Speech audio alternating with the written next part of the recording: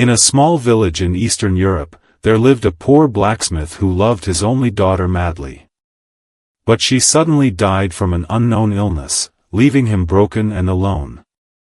The blacksmith refused to accept her death. And on a dark night, he sat in his workshop and crafted a marionette puppet with strings that resembled her features exactly.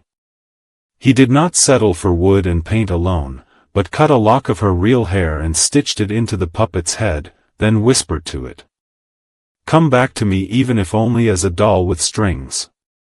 At first, the marionette was nothing more than a silent doll. But as days passed, the blacksmith began to hear a soft voice calling his name in the workshop.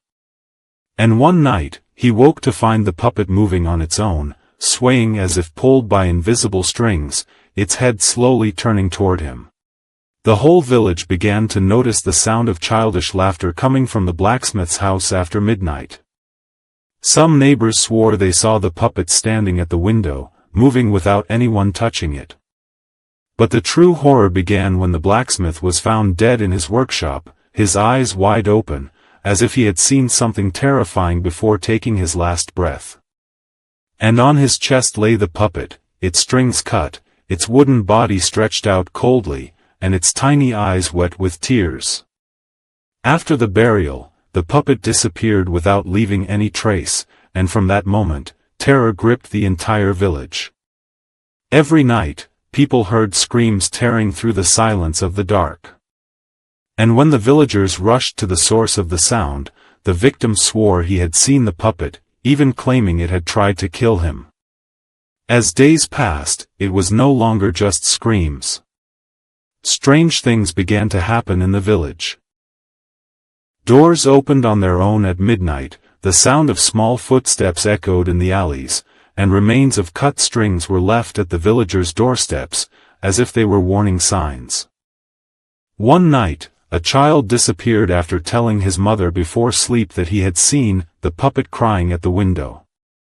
They searched everywhere for him, but all they found was a small wooden doll lying next to the well, looking exactly like the missing puppet except this time, its face was smiling.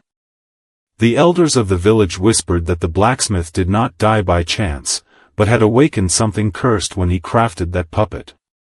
It was said he had used enchanted wood, taken from an old tree believed to be a dwelling for spirits. From that night on, the villagers began locking their doors before sunset, avoiding looking out their windows. Their focus turned to gathering every puppet resembling it, locking them inside a museum that became a prison for dolls. And no visitor dared touch a single puppet over the years, fearing that it might be the very one that had haunted the village. Since then, the tale has been passed among the villagers. If you craft a marionette from the hair of the dead, their spirit will dwell within it, and it will not rest until it takes a new life.